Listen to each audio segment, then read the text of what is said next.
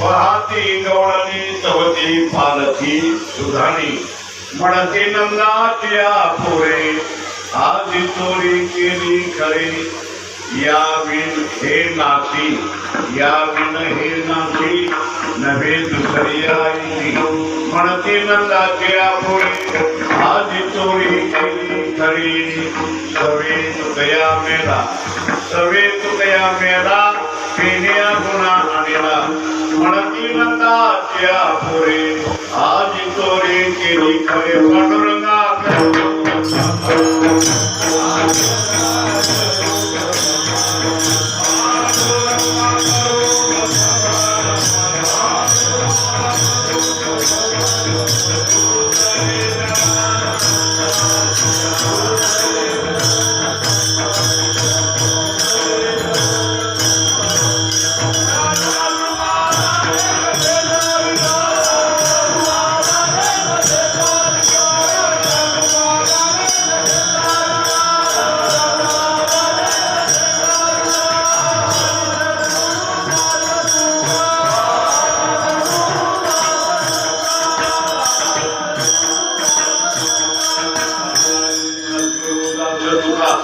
मस्तक हे पायावरी या वारकरी संतान घ्या देवी कुंडली सारिकाचा आपला रामगाव केला वैकुंठाधिपती श्री विठ्ठल सखा सोयरा जोडीला लोका भक्त विरक्त भूतपटी विख्यात हा पुधला त्या श्री संत सद्गुरू चरणी साष्टांगी घातला विठ्ठला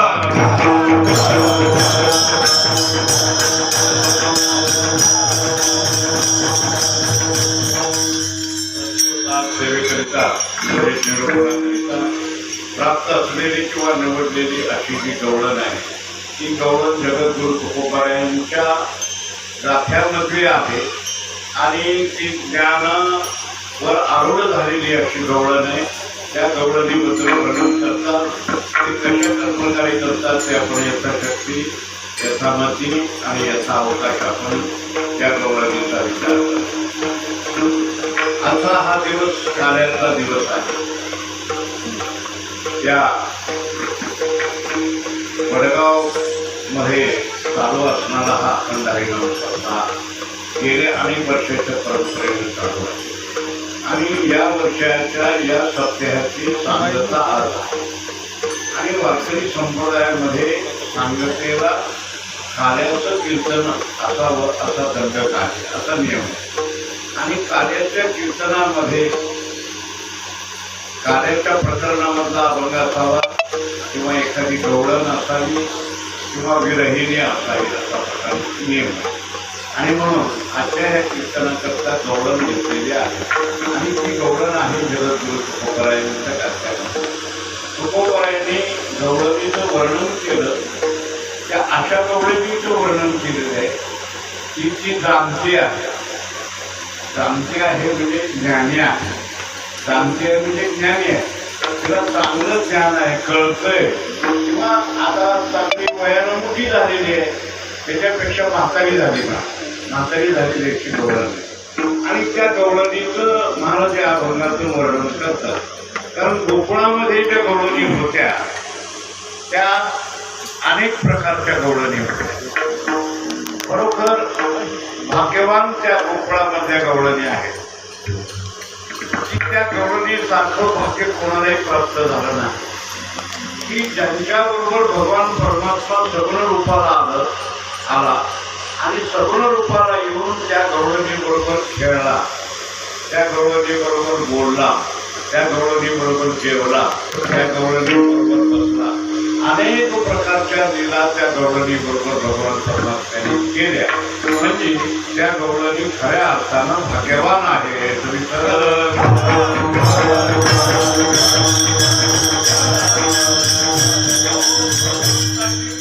होणं एक सोपं आहे का? पण तो भगवान परमात्मा आपला आयुष्य केला अजून भगवान परमात्मा आपल्याला बोलला नाही, डोळे उघडून अजून बघितलं नाही, पण त्यांच्याबरोबर बोलायचा खेळायचा हे सुख करायला. त्या गवळणी कोण आहे? एवढा अधिकार कसा काय त्या गवळणीला आला? ते काय आपल्या पायासारख्या पाया नव्हत्या.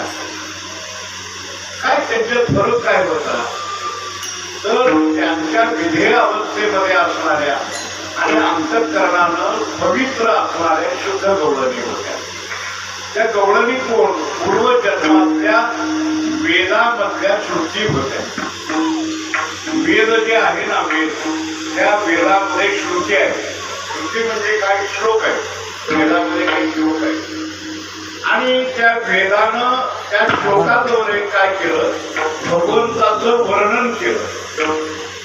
वेदानं वर्णन केलं एवढं वर्णन केलं पण निश्चितपणे भगवंताच्या बद्दल काही कळालंच नाही. वेदाला किंवा श्रुतीला शेवट काय भगवंताचा हे सांगता आलं नाही. नका पसू बाई वेदाची काही कळलेची नाही नका पसू बाई वेदाची काही कळलेची नाही. वेदाला कळलंच नाही देव. देवाबद्दल पुष्कळ बोलला. देव असा आहे, देव तसा आहे, देव असा आहे, देव तसा आहे असा पुष्कळ वेद बोलू गेला. पण शेवटी थकला आणि थकून वेद काय म्हणायला लागला. वेद म्हणायला लागला तुझी स्तुती वेद करिता भागला आणि काय झाला दिवांताची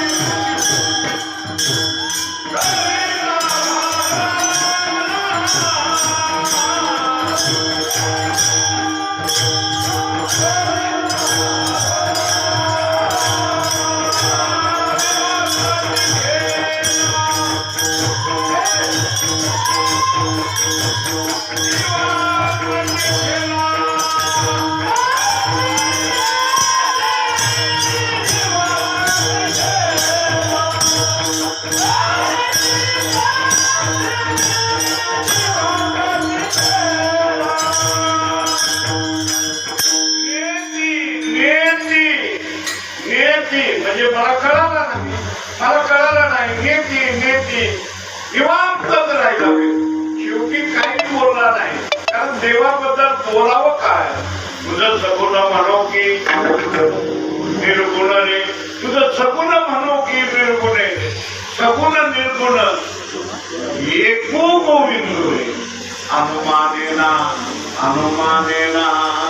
देवाबद्दल सगुण म्हणावा निर्गुण म्हणावा. कसा आहे देव कसा आहे असं जर विचारलं तर वेदानं उत्तर दिलं अनुमानच देवाचं करता येत नाही असा देव आहे.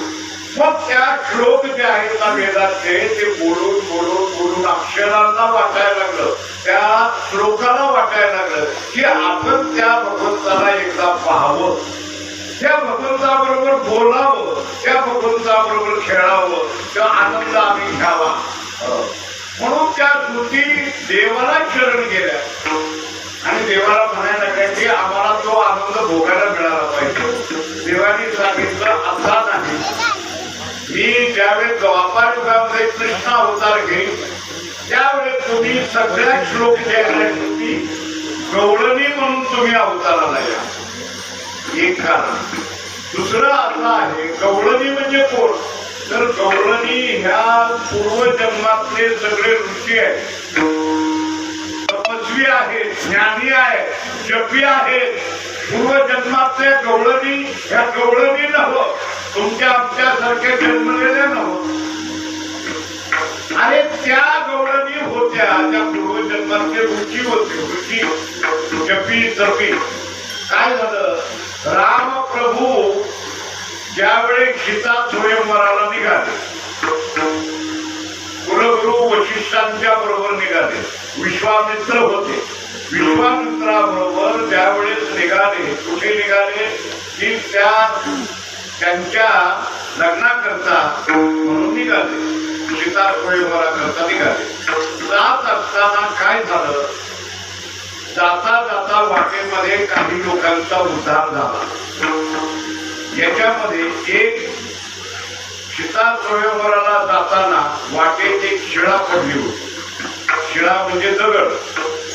ते दगड पडलेला होता आणि श्रीराम प्रभूचा त्या दगडाला स्पर्श झाला, पायाचा स्पर्श झाला. देवाने त्या दगडाला शिळेला पाय लावलं आणि पाय लावल्याबरोबर काय झालं, शिळा होती ती मनुष्य झाली. शिळा होती पण ती मनुष्य झाली. कोण, अहिल्या उद्धार केला. तिला शाप होता ना, त्या शापामुळे शिळा होती ती मनुष्य झाली. रामाचा पाय लागला आणि त्याच्यातून अहिल्या निघाली.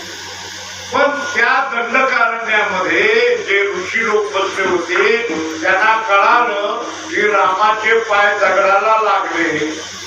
दगडाला लागल्याबरोबर त्या दगडाचं काय झालं, स्त्री निघाली, बाई निघाली. ते सगळी बातमी वाऱ्यासारखी त्या दंडकारण्यात कळाली. सगळ्याकडे प्रचार झाला, अरे राम वनात आलेले आहे दंडकारण्यात. आणि त्यांचा पाय लागला की दगडामधून एक बाई निघते, स्त्री निघते. ही बातमी कळाली, वाऱ्यासारखी पसरली. ऋषी लोक जपाला बसली होती दंडकारण्यामध्ये. सगळे ऋषी लोक तपश्चर्या करत होते, पण सगळे ऋषी म्हातारे झाले होते, पण त्याची लग्न झाली नव्हती. म्हणजे त्यांना बायका मिळाल्या नव्हत्या. तेव्हा तुला असं झालं बरं का मागं, त्यावेळेस सुद्धा त्यांना बायका मिळाल्या नाही म्हणून आताही पोराला मिळणार. पुढकत बसावं लागायला लागले, नव महाराजांना सांगावं लागायला लागले, महाराज एवढं फिरतं पोराला बघा, एवढं काय बघू त्याला, एवढं काय एखादी पुरगी बघा, मी पुरी बघत फिरू काय काय येण्याचा बाजार आहे. आता जी अवस्था आहे ना तशी त्या काळात झाली. ऋषी लोकांना कुणाला काही मिळेना म्हणून हे तपश्चर्या करून करून थकले. त्यांना बातमी कळाली की रामाचा पाय लागला की दगडातून बाई निघते. आता तसा राम यावा लागला. मग या ऋषी लोकांनी काय केलं, बरं झालं, चला आपल्याला एक एक बायको पाहिजे. यांनी काय केलं, दगड उचलली, डोक्यावर घेतली, ज्याला जेवढं सोचत तेवढा वाजाचा दगड घ्यायचा. कुणाला कसा सोचतोय तेवढा, सोचतो तेवढा. चांगला ताकदवान असतो तर मोठा घे, त्याला असं तर पण तेव दगड घे. त्या ऋषी लोकांनी दगड डोक्यावर घेतली, दगड घेऊन रामाकडं यायला लागली.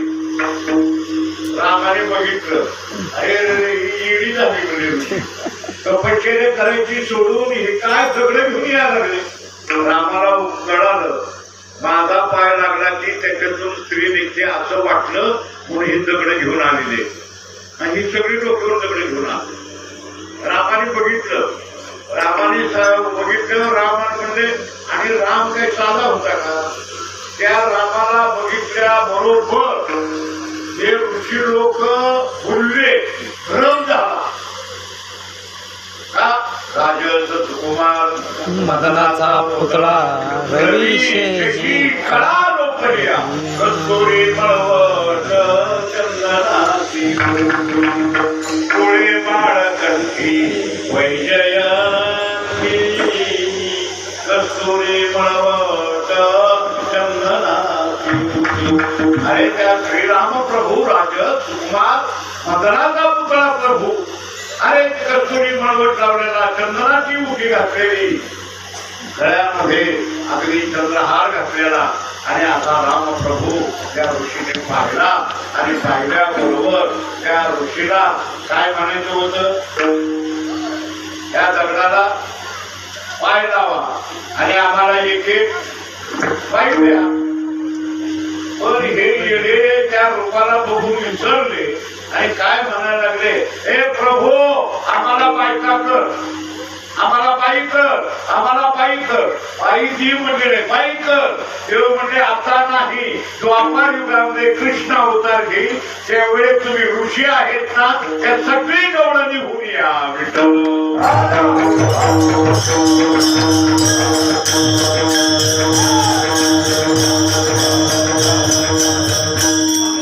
कोकणामधल्या जेवढ्या गवळणी आहेत ना, त्या भाग्यवान गवळणी आहेत. कारण पूर्वीच्या श्रुती आहेत आणि काही ऋषी आहेत. ऋषी आणि श्रुती ह्या गवळणीचं रूप घेतलं म्हणून देव त्यांच्या बरोबर खेळाला. देव बोलला, आमच्या बरोबर कुठला देव बोलतो खेळतो, तर त्यांच्या बरोबर बोलला बघा. आणि त्या गवळणी झाल्या, कोकणामध्ये गवळणी म्हणून आल्या पण 3 अधिकाराच्या त्या गवळणी. काही कर्मफल, काही उपासनेफल आणि काही ज्ञानफल. म्हणजे काही ज्ञानी होत्या, काही उपासना म्हणजे भक्ती करणाऱ्या होत्या आणि काही कर्मावर होत्या, कर्मकांड करणाऱ्या होत्या. अशा 3 प्रकारच्या अधिकाराच्या गवळण होत्या. त्या गोकुळामध्ये गवळणी होत्या. ते कशा होत्या? कोणी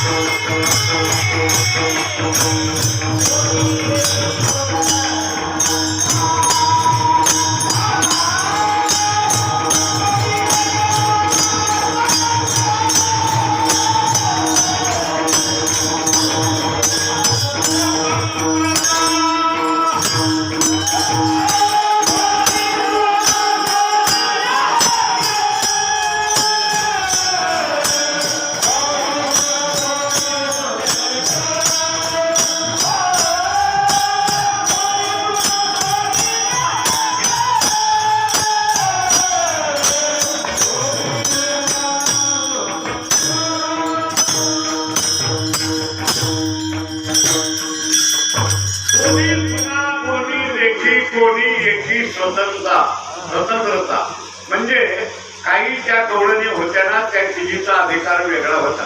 त्या गवळणीमध्ये कोणी सुना होत्या, म्हणजे गोकुळात आलेल्या, नांदायला आलेल्या काही सुना होत्या बर का.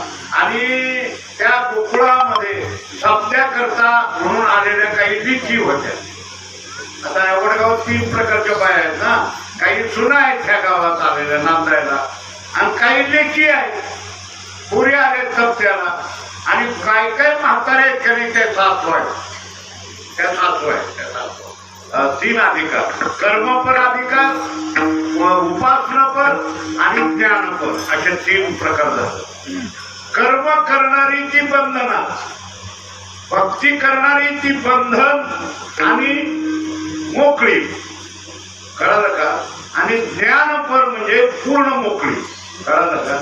तसं सून कुणाला म्हणायचं, लेक कुणाला म्हणायचं, सासू कुणाला म्हणायचं. नेहमी बंधनात राहावं लागतं, तिचं नाव सून. ताब्यात, सगळ्याच्या ताब्यात वागावं लागतं.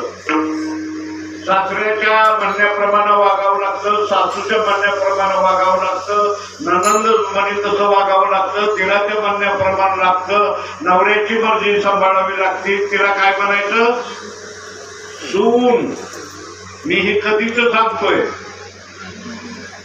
फार आमच्या लहानपणाचं सांगतोय. आता तिला सून म्हणायचं नाही. ती घरात आली की सगळ्यांनी तोंड गप्पी बसायला पाहिजे, त्याचं नाव सून. सगळीच बंधना तर हीच मोकळी. सगळं आला की तिचा अधिकार, कुणाचा अधिकार चालायचा नाही.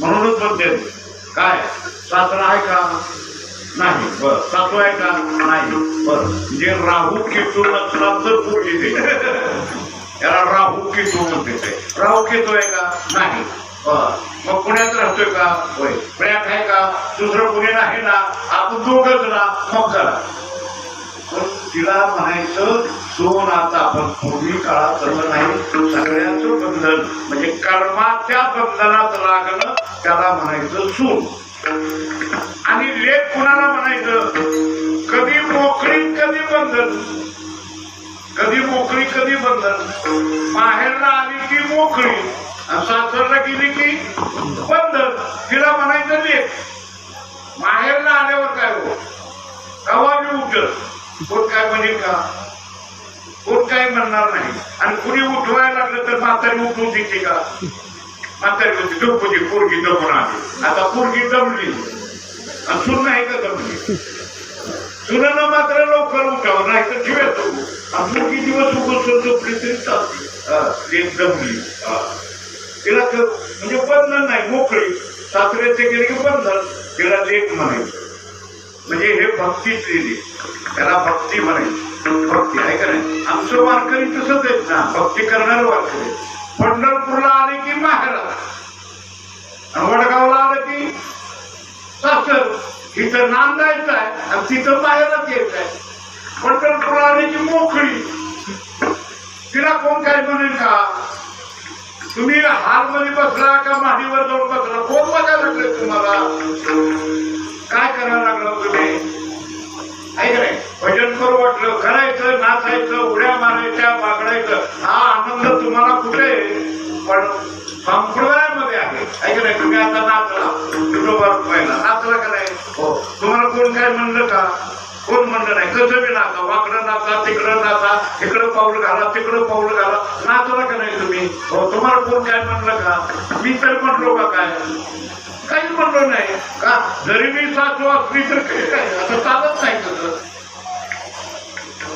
मोकळं तुम्हाला मोकळं सोडलं की नाही आता मोकळं बरं काला घाला आणि तुम्ही घरला गेला तुमच्या आणि घरी घेऊन जाऊन असं जर नाचायला लागलं होतं काय घेऊन नाचाल ज्ञानोबा तुकाराम ज्ञानोबा तुकाराम काय म्हणी बायको काय म्हणी येरवड्याला हलवा आता कुठे येरवड्याला हलवा का बिघडले डोकं म्हणजे डोकं अरे घरात गेलं की तुम्हाला बंधन आहे म्हणजे घरात नांदायचं आहे आणि परमार्थात माहेरात आहे माहेर संताचे नामया स्वामी केशवाचे माहेर संताचे तर पंढरपूर हे माहेर आहे विठोबारायाचे नगर परवे परवे पंढरपूर विठोबारायाचे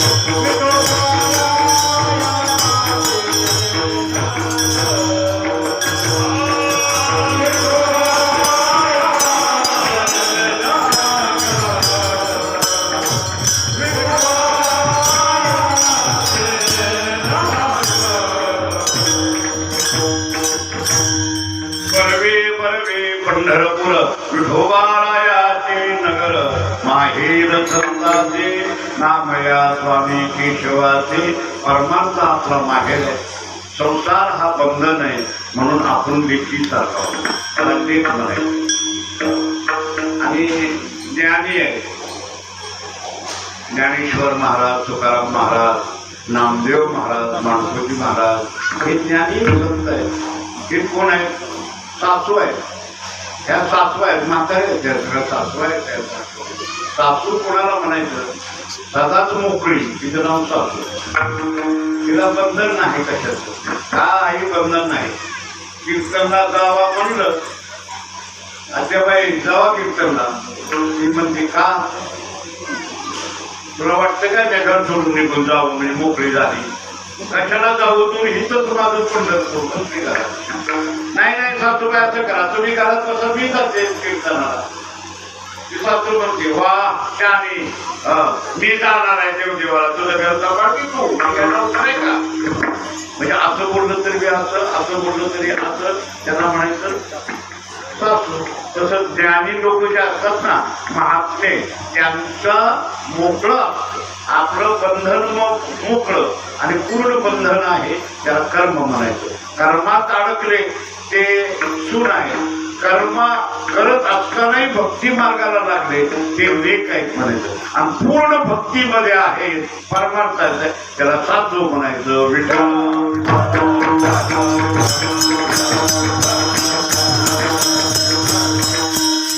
गवळण कोकणामध्ये होती, ती ज्ञान प्राप्त झालं होतं. तिला ज्ञान प्राप्त झालं होतं. अज्ञान संपलं आणि ज्ञान प्राप्त झालं. कशाच्या योगानं ज्ञान प्राप्त झालं? तर तिला गुरुकृपा झाली. काय? ज्ञानी होण्याकरता गुरुकृपा व्हावं लागते, गुरुकृपा व्हावी लागते. जोपर्यंत गुरु अनुग्रह होत नाही तोपर्यंत आपल्याला खरा परमार्थ कळत नाही. तुम्ही परमार्थात किती वाचा, किती पाठ करा, किती वाऱ्या करा, पण तुमची गुरुकृपा झाल्याशिवाय खरा परमार्थ कळत नाही. तर ती गवळण होती, ती गवळण भल्या पहाटे उठली. पहाट म्हणजे काय? गुरुकृपा होणं. बाबा अंकार निशिगण,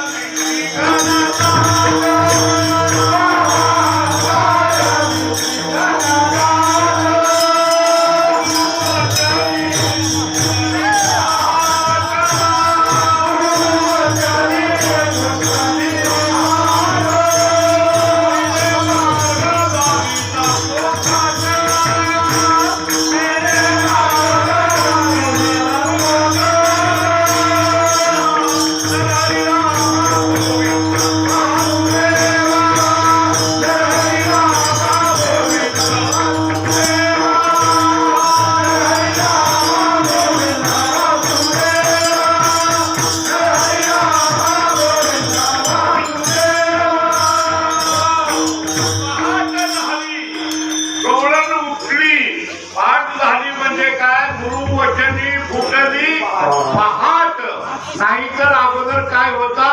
अंधार होता. कशाचा?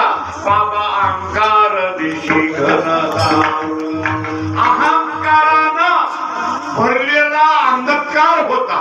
हे अगोदरच करायचं तरी कीर्तनाच्या कीर्तनात नसतो आपलं पाकाचा गोंधळ करायचा. विठ्ठल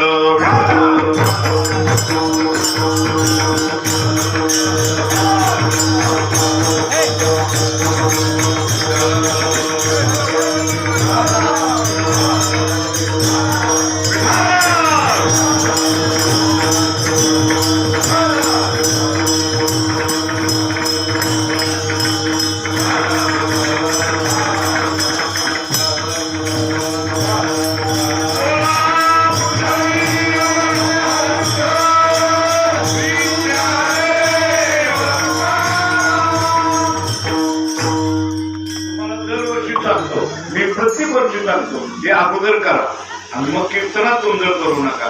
कीर्तनात गोंधळ करायचं नसतो, हा नियम आहे. पण काय करावं, असू दे. विचार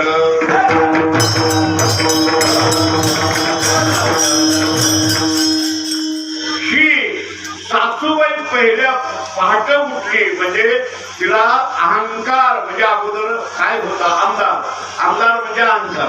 जीवनामध्ये मनुष्याच्या जोपर्यंत अहंकार आहे ना तोपर्यंत आमदार, तोपर्यंत तुम्हाला ज्ञान उदय होत नाही. किती भजन करा, किती वाऱ्या करा, किती पोथ्या वाचा, किती बी महाराजाचं पाय धरा, किती पाया पडा, त्याला किती बी दक्षिणा द्या, कसला बी हार घाला. काय ही एक अलीकडे लई वेगळी पद्धत निघाली. ह्या मोठा हार घालायचा. तुम्हाला माहितीये का, घरी गेलो मला शिव्या खावा लागते. ही डाग पडते तर म्हातारी कावती मला, सगळं डाग पाडून येतात. तुम्ही असला हार घालता का येण्यानं सगळं एक बारका हार घालावा तेवढ्यावरती माळ असते का, ही का ठिकाण आहे का, पुढं ही ती नाही ती परंपरा. इकडं काही बी करायला लागली लोक, त्यामुळे काय बी करायला आम्ही बी करून घ्यायला लागलो.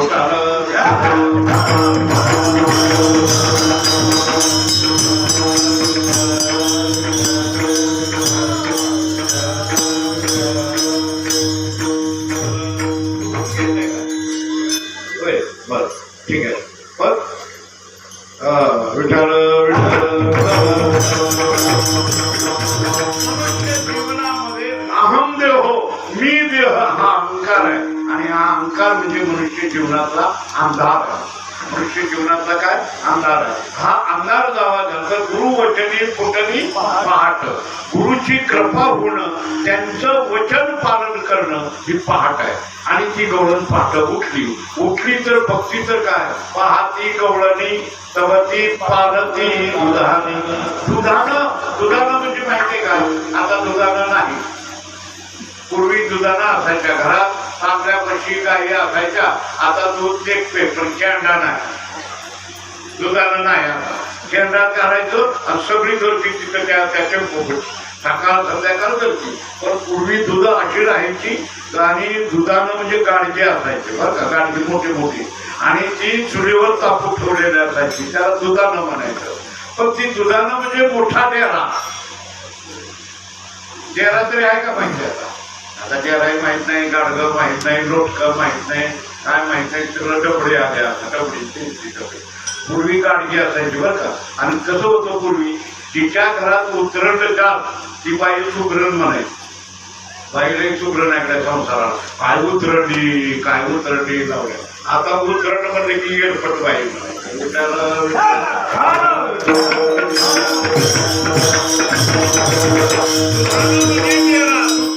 दूध फुलायचा डेरा. आणि काय झालं, दूध दही लोणी तूप त्या गाडग्यानी ठेवायची पूर्वी, त्या गाडग्यात नाही. मग गाडग्यात लोणी भरून ठेवलेला डेरा. पण काय झालं, सकाळी उठून बघती तर पाहती पालती दुधानी म्हणजे गाडगा डेरा पालता घातलेला आहे. तिला वाटलं म्हणजे कसं काय, अगं म्हणजे काय झालं, सकाळी तर रात्री झोपताना याच्यात एवढं मोठं दूध लोणी दही तुला होतं, बघती तर पालत झालेलं आहे. त्या अर्थी काय झालं, चोरी झाली म्हणायला लागली. म्हणत नंदाच्या पोरे आजी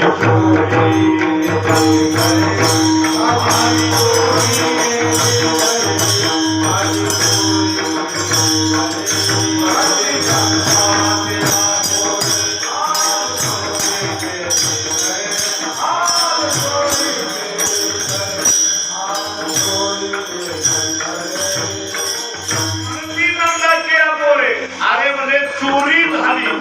चोर वेगळा आहे. कसा वेगळा? अहो, चोरानं या गाडग्याचं लोणी खाल्लं, म्हणजे लोणी म्हणजे भक्ती प्रेम, हे खाल्लं पण खाऊन असा चोर करत नाही. चांगलं पुसून बियाला पालता घालून कोण ठेवायला लागले. अहो, जेवलं तर पत्रावळी उचलीत नाही. एवढं साफ सफाई करून सगळं खाऊन द्यायला पत्रवती पालती दुधानी म्हणजे गाडगं पालत घातलंय. याचा अर्थ चोर जरा वेगळा आहे. कुणी केलं असावं? जी गवळण ज्ञानी होती तिनं ओळखली ही चोरी दुसऱ्या तिसऱ्याने केली नाही, म्हणती नंदाच्या पोरे आज ही चोरी केली खरे. कसं काय चोरी कशावर केलं? ज्या ती देवाला पालथा घातलाय त्या ती नंदाच्या पोरानं देवानं चोरी केली. पालथा का घातला? पण खाल्ला पालथा का घातला? तर पुन्हा त्याच्यात घाण पडू नये म्हणून. त्याच्यातलं चांगलं होतं ते चित्त चैतन्य चोरून नेले, चित्त चैतन्य चोरलं आणि पुन्हा त्याच्यात हृदय मोकळं केलं, पण पुन्हा त्यात काय पडू नये म्हणून होतं. काम क्रोध केले घर रिते कशाची? तुका म्हणे देह हरिनाम